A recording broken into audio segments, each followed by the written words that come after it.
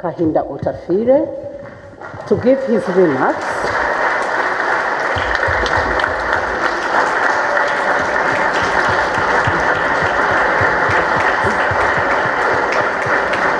Thank you. Thank you.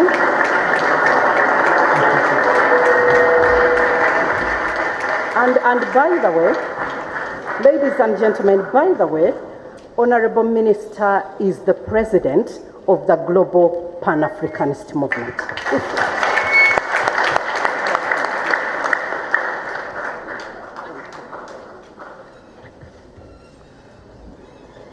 Sit down, ladies and gentlemen.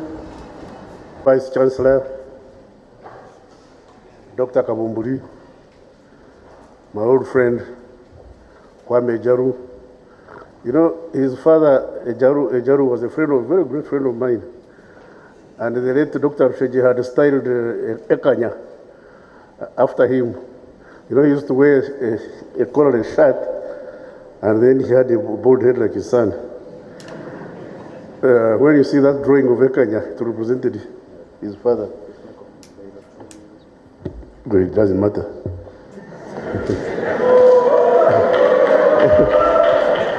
Anybody not hearing me? Who doesn't hear me? Put up your hand.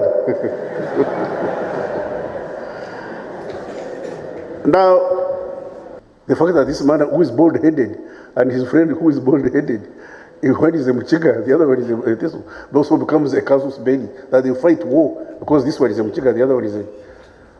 But they are all poor, they are all... None of them can go to the moon. Ugandans can't go to the moon. Kenyans can't go to the moon. Have you heard of a Zimbabwean going to the moon? Or a Congolese? We can't go to the moon because we are divided, and because we are divided, we are democratically poor. Congo is poor. Me, I was there. I was in the Congo for 3 years. If you've seen people who are rich, very rich out of this world, they are in the Congo. But if you want people who are poor, very poor, who live on caterpillars, they are in the Congo. And to glorify him, the people of Rukunjiri, some people in Rukunjiri named him life president. You mean somebody steals your goats and you also, as he's walking out, you also, why do you leave with the chicken? Somebody has stolen your cows, your goats, and as he's leaving, you say, hey, by the way, you forgot the chicken.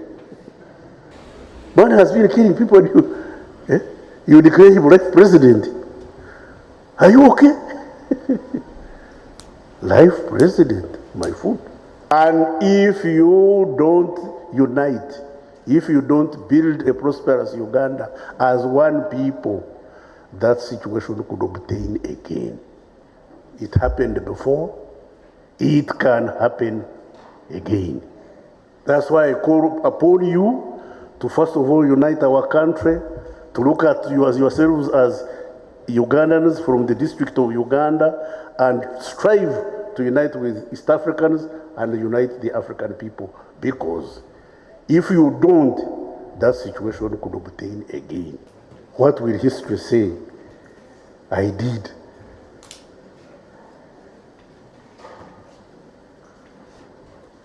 You know, Julius Caesar went to Britain and said, Veni, Vidi, Vinci. Fortunately, I speak some bit of Latin, so it means I came, I saw, I conquered. So me, Veni, Vidi, and fought.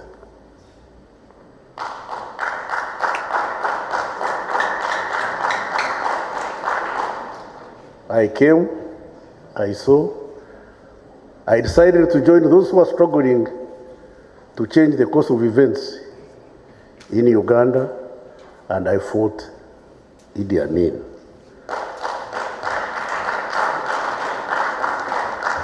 Together with my colleagues, the late Ochengo Doi, the late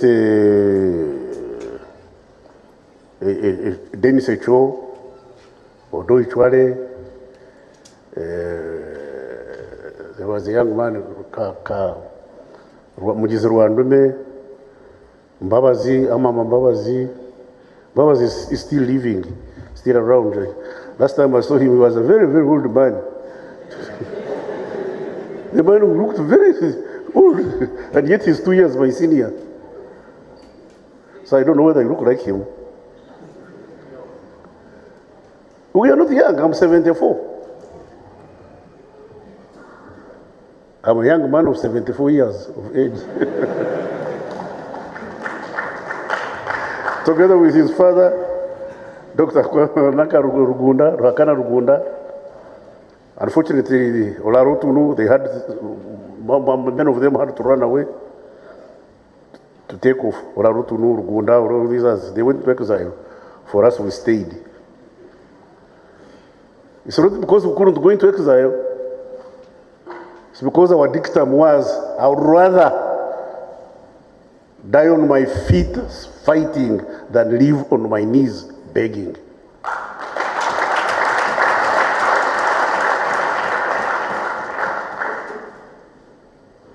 So, ladies and gentlemen, we've done our part. If you look back, I'm chairman of the Pan-African movement, but I'm standing on the shoulders of giants. Marcus Garvey, Kwame Nkrumah, Patrice Lumumba, quite a number of people who started the Pan-African movement. I am actually the 7th president. I am carrying the torch, I'm bearing the torch of Pan-Africanism. Why? Because Africa is the cradle of mankind. And yet we are the most disadvantaged ethnic group of all mankind. We were the ones who suffered slavery, colonialism, imperialism, now neo-colonialism. Just because all of us have refused to do one thing, refused or failed to do, or abdicated responsibility to unite the continent. Unity is strength. And that was Kwame Nkrumah's dream.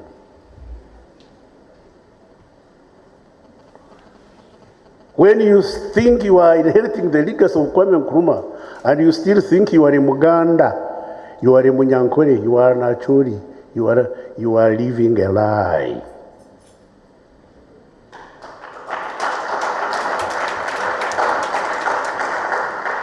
I am not a Ugandan. I am an African. My country is Africa, from the East African province of Africa and the district of Uganda.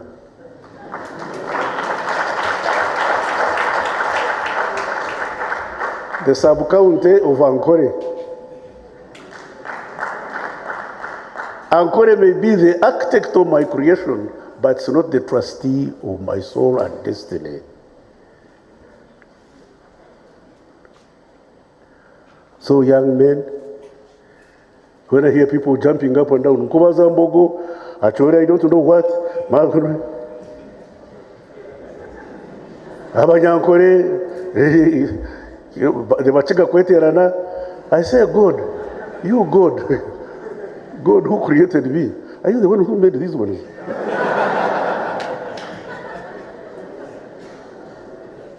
Why do they hate themselves?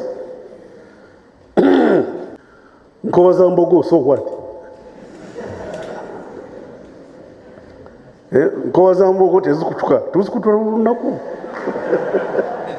You know those who don't speak Uganda, they say, ropes from a buffalo hide cannot break.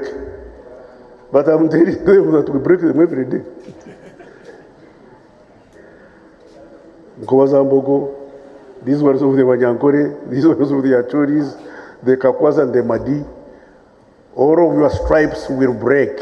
It's only when we unite as Ugandans and weave a stronger rope and tie it to the African rope that we shall be unbreakable.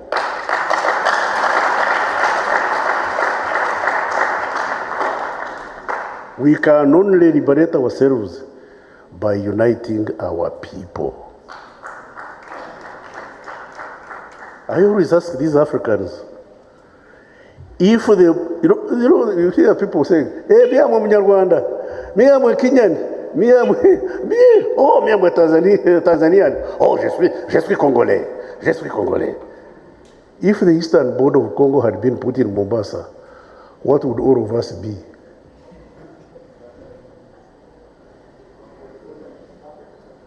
No, if the eastern border of Congo had been put in Mombasa, there would be no Uganda, there would be no Kenya, we would all be Congolese.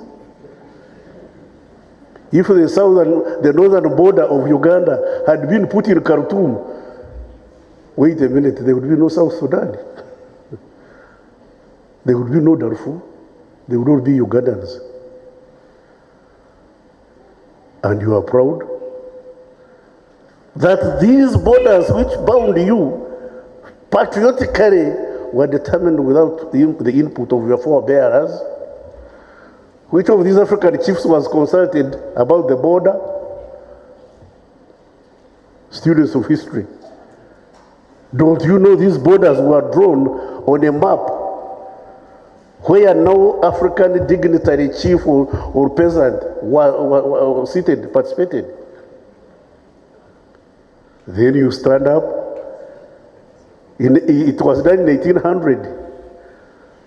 2025, you still glorify these borders? Wait a minute, you people at Makerere, the highest institution of learning, students of history, philosophy, political science, you still glorify these colonial borders and use them to describe yourselves? Like when you go to Katuna, there is a man who has a banana plantation that traverses the border. He has a wife in Rwanda and another wife in Uganda. Now what are the children? The late Agre Awori was a minister in Uganda when his brother, Modi Awori, was vice president of Kenya. Agre Awori and Modi Awori, one was vice president of Kenya, the other one was a minister in Uganda. Now, were these ones Ugandans or Kenyans? And yet we are still stuck. We are still stuck to our backward, dangerous, tribal identities. What's the difference between this Muchiga and this Muteso? This Muchiga Kwame and this Kwame from Muteso. It's necessary they are both Kwame. When I look at them, I don't know who is Muteso and who is Muchiga. They all look the same. Bald head, what? Hungry because they live in a continent that encompasses countries that are poor. They are struggling in poverty.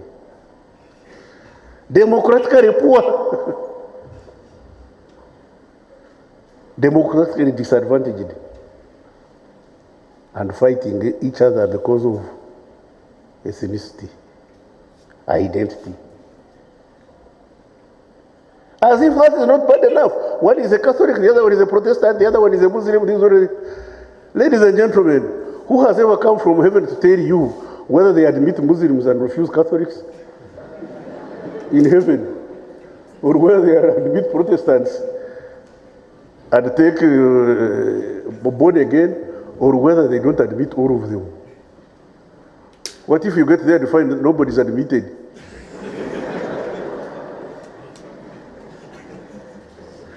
There is a friend of mine. You know, we said, oh, but you man, you have lived for long. He said, no, I've not lived for long. I tried to go to heaven, and they said, we have enough devils. Not another one. You go away. Then he said, I went to hell. When I tried to go to hell, they said, no, person non grata, no visa. They refused me a visa in hell, and I'm not accepted in heaven, so I hang around here. You find war because of faith. Faith. Imagine faith, not reason. Faith. I believe that I go to heaven. What if your belief is wrong? What if you discover it's wrong? Okay, you go ahead, believe. Let this one believe. Let this one believe. The other one believe. Allow everybody to believe what they believe. Oh, you know, Muslims, they sit on the floor when they are praying and knock down their heads. Is the head they are knocking down yours? Why are you complaining? Oh, that they don't sit on chairs because they don't want chairs. Have you heard they are complaining their buttocks are burning? That these Pentecostals pray while shouting. Have you heard God complaining they are making too much noise? So why do you make that division of belief an issue? A casus belli. Casus belli means cause of war. The fact that this man who is bald-headed and his friend who is bald-headed, one is a Mchiga, the other one is a Teso, also becomes a casus belli, that they fight war because this one is a Mchiga, the other one is a... But they are all poor, they are all... None of them can go to the moon. Ugandans can't go to the moon, Kenyans can't go to the moon. Have you heard of a Zimbabwean going to the moon? Or a Congolese? We can't go to the moon because we are divided, and because we are divided, we are democratically poor. Congo is poor. Me, I was there. I was in the Congo for 3 years. If you've seen people who are rich, very rich out of this world, they are in the Congo. But if you want people who are poor, very poor, who live on caterpillars, they are in the Congo. One day I was in the Congo, we were having a meeting, and these fellows didn't know I could hear what they were saying. I was there with the late Mayomba and the late Wapakabro. So when Wapakabro and Mayomba wanted to come back to Kampala, they were flying. These fellows said, no. They shouldn't go, they should stay here and finish what we are discussing. Then I stood up and told them, let Wapa go, let Mayombo go, and finish everything you want to hear. And they said, Mama Nangai, Azari Congolais, Azari Ugandais, Auti Wapoyo. They didn't know I could speak Lingala better than they do. Azari Congolais means is he Congolese? Azari, is he Ugandan? Where does he come from? Language is a means of communication. How can you speak Lingala, Kiswahili, and what, and you think I can't learn it? It took me 3 months to speak Lingala fluently. Just 3 months I was able to speak fluently in Lingala and learn French and also prosecute a war. And they were biso bana bota mina Congo tozali bana. Yeah. Nazari mwana African. I'm an African. And I want you young people to be Africans. When you identify, I'll go to my grave very comfortable.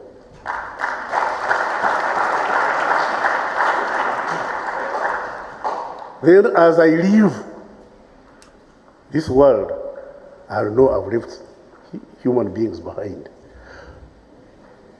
I have left human beings behind, not biological substances that can walk and eat.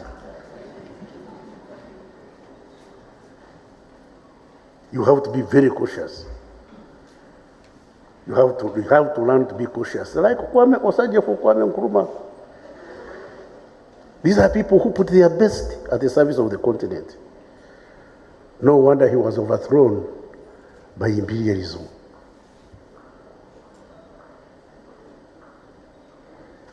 The imperialists could not allow Kwame Nkrumah to live his dream,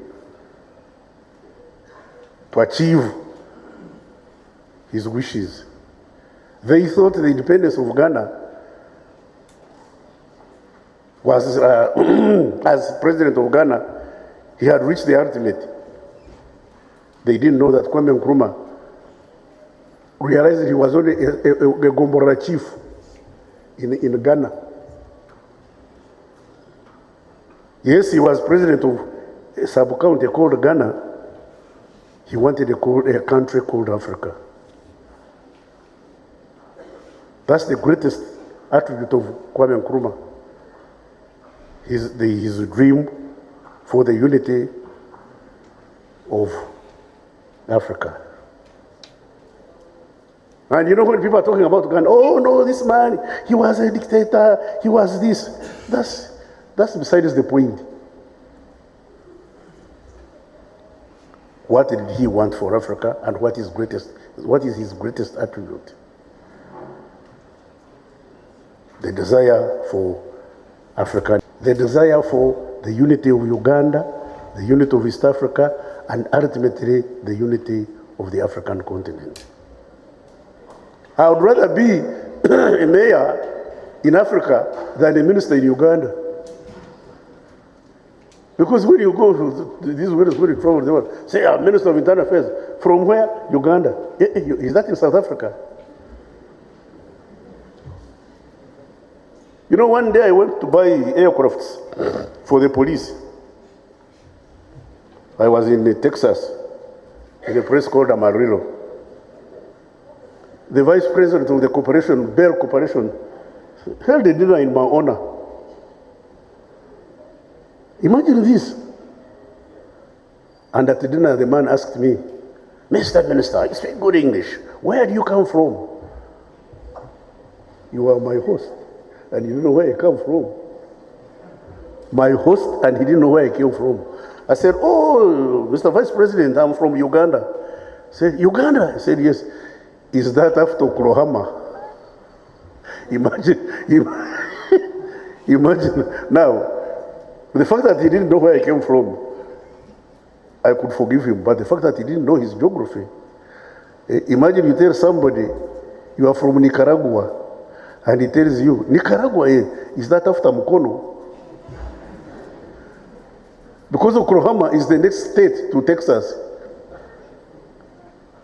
The man did not know the next state to his own. When Texas and the next state is Oklahoma, he didn't know what lay beyond Oklahoma.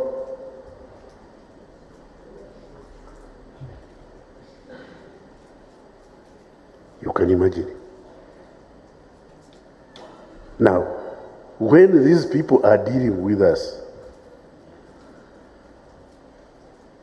these fellows, they look at us as from two perspectives. One, the N word. Do you know what the N word is? You know the N word? Niggers. Two, as subjects for exploitation. And we allow ourselves to be exploited. The other day I was telling these people of the Law Council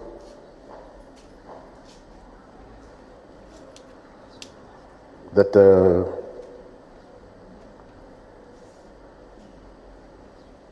have they ever heard of the what we call the military industrial complex? Many of them didn't know what it meant. The fact that these developed countries manufacture arms, and when you have an industry for arms, arms are commodities. And when you manufacture arms, those commodities have to be sold. When they are not sold, the factories will close down and you'll have unemployment. So how do you consume arms? Yeah, start a war. Start a war. Start a war and then sell arms. Sell arms and they are consumed, and your industries go on. And where do you sell those arms? Africa. Yeah, that's why there are wars. Look around.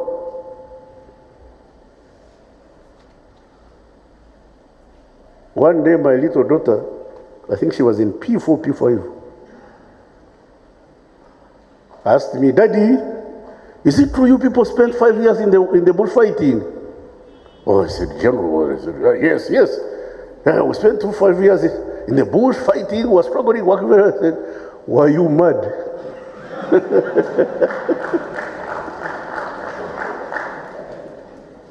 said, "Fighting? Were you mad?" I said, "Why? What is it you are fighting about that you couldn't sit down and discuss? Did you have to fight for 5 years before you realized that these are issues you could discuss?" Said, "No, there was no sugar." Said, "What was Kachera doing?" Said, "Oh, the factory had broken down." "Couldn't you repair it? If you couldn't repair the factory, couldn't you import?" Now I said, now this one has. Because the situation had become so bad that when we tell you that there was a time when there was no sugar, there was a time when there was no soap,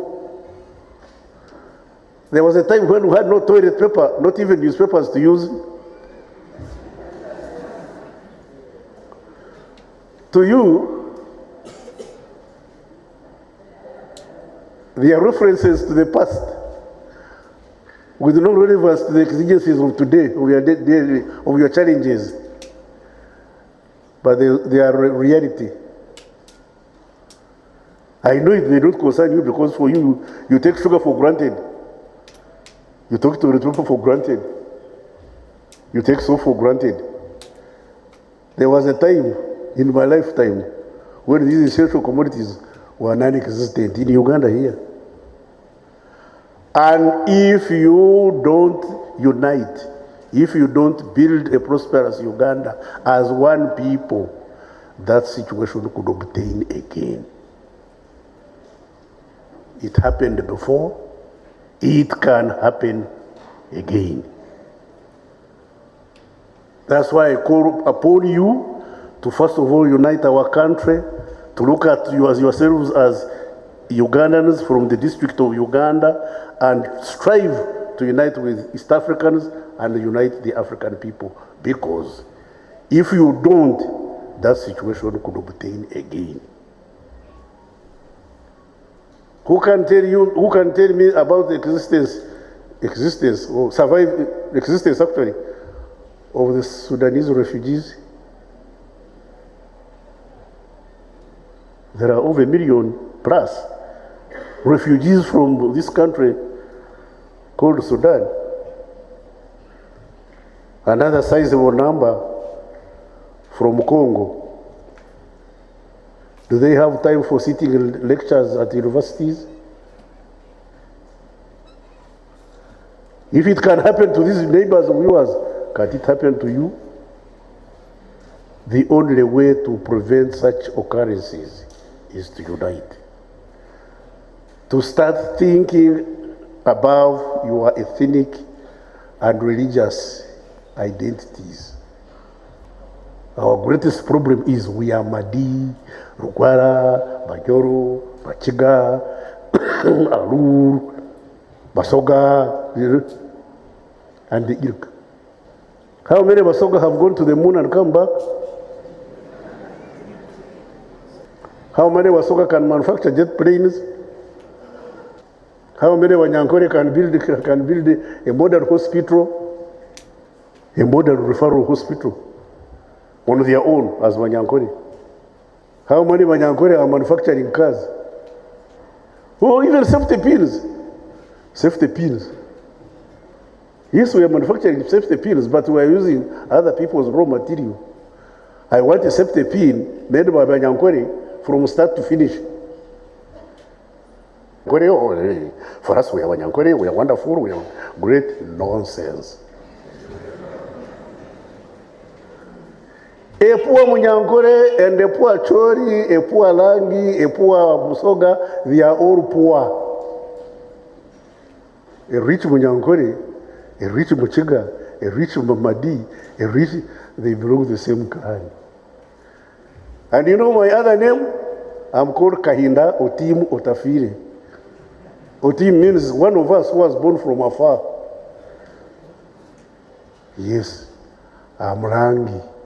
Because I relate to those of my class in Lango.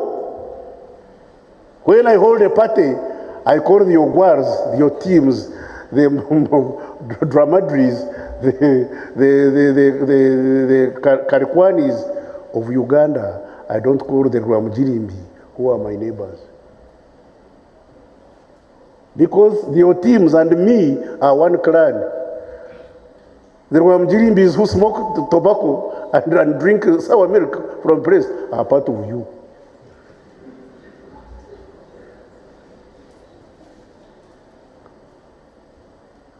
And you must learn the phenomenon that those of us who are in privilege use you.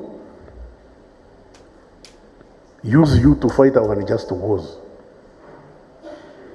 Wake up. Stop being used to fight unjust wars. If we are going to fight a war, it has got to be just and legitimate. Don't fight a war because you and me are biologically Banyankore. Biologically Banyankore, when we are socially different tribes. Have you understood what I'm saying? Do you understand what I'm saying? Yes. My son and my mother are biologically Banyankore, same DNA, but they are different classes.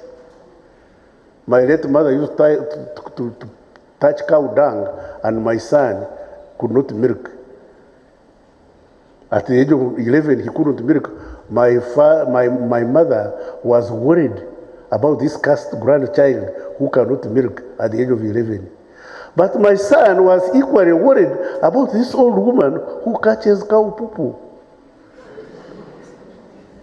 The DNA is the same. Their biological, their ideological identification is at variance. Now my son would want to use his grandmother to fight war on his behalf, when their social interests are at variance. Go on with your disunity. You will see how far you will go. There should be no Baganda, no Banyankore, no Bagisu, no Bachiga at Makerere. There should be Ugandans.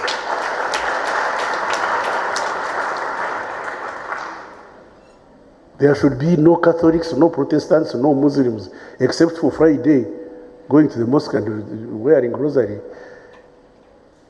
We should have one religion, the religion of the just and the good and the religion of the bad. Doesn't money disappear in mosques? Doesn't money disappear in mosques? Is that money stolen by Protestants? Doesn't money disappear in the Catholic Church? Is it taken by Muslims? No. The aggregate answer is there are good Muslims, bad Muslims, good Catholics, bad Catholics, good Protestants, bad Protestants, good born again. There are those who claim they are born again, but they have never been born again. So what I'm asking you to do is let's unite the good as opposed to the bad. Young people, for us, we've run our race. We've run our race. Do you think I can fight anymore at the age of 74? I can only tell you what not to do, because I don't even know how the fighting these days is done. But I know what is wrong with fighting. Why should you get to a stage of fighting? Listen to Kwame Nkrumah. Listen to Kwame Nkrumah. Unite the continent. Unite the continent starting with your primary unity. Divisionism is an existential threat to Africa. It's an existential threat to Africa.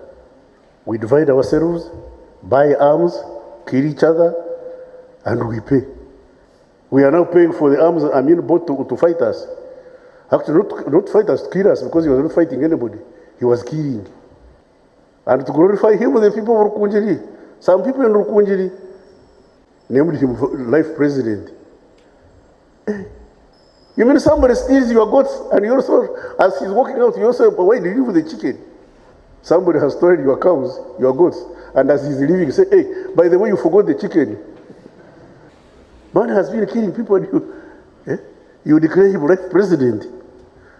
Are you okay? Life president, my food.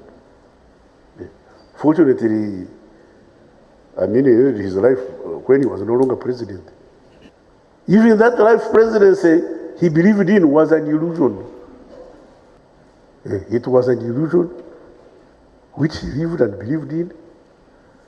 And he's not alone. He's not alone. The problem of Africa is leaders who live illusions of grandeur, of invincibility, omniscience, omnipotence. Wait a minute, Kahinda, the other day you were here with mucus running around like at Makerere struggling with books. You know, today you are a member of parliament and you think you are almighty. Wait a minute. Where you were born, you think there are no other people who are born. When you picked courage, you think there are no other people who can pick courage? Young people. Me, I'm telling you, I learned my lessons, and I don't want you to pay the price we have already paid for you. Don't buy what we have already paid for. That is liberty and peace. We have paid for your liberty, we paid for your peace. Don't pay the price we have already paid for you. Learn, live, rise, and sustain the gains of our struggle. Turn it into your struggle. Don't allow anybody to play about with your liberty, peace, and individual freedoms. And you can only ensure that when you unite Africa, like Osaje for Kwame Nkrumah said, lived, believed, and lived for. Ladies and gentlemen, thank you for listening to me.